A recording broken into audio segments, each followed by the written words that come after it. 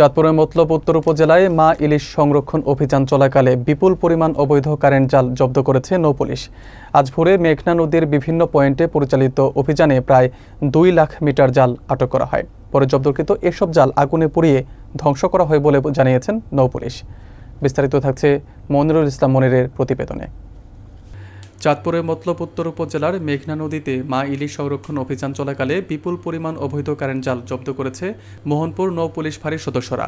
মঙ্গলবার ভোরে নদীর বিভিন্ন গুরুত্বপূর্ণ পয়েন্টে একাধিক অভিযান পরিচালনা করে প্রায় 2 লাখ মিটার অবৈধ কারেন্ট জাল আটক করা হয়। অভিযান শেষে উদ্ধার করা জালগুলো আগুনে পুড়িয়ে বিনষ্ট করা হয়। নৌ পুলিশ জানায়, চলমান মা ইলিশ সংরক্ষণ অভিযানের অংশ হিসেবে এই অভিযান পরিচালিত হয় যাতে প্রজনন মৌসুমে কেউ যাতে অবৈধভাবে ইলিশ আহরণ করতে না পারে।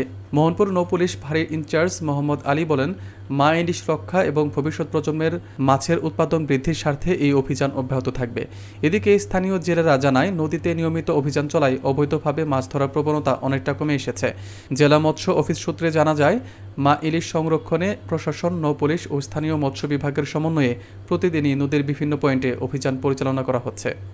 আগামী 25 তারিখ পর্যন্ত আমরা একটি সাকসেসফুল অভিযান পরিচালনা করতে পারবো এবং এই সংক্রান্তে আমি সকলের সর্বাত্মক আইনগত সহায়তা চাই। নৌ পুলিশ মোহনপুর সব সময় মা ইলিশ সংরক্ষণ অভিযানে ভাইটাল রোল প্লে করে আসছে।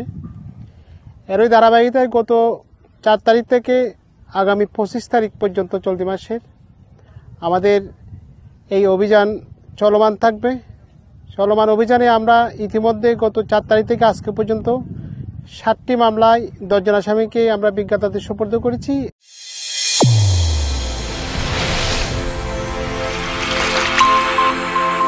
চ্যানেল A1 হৃদয়ের স্পন্দন।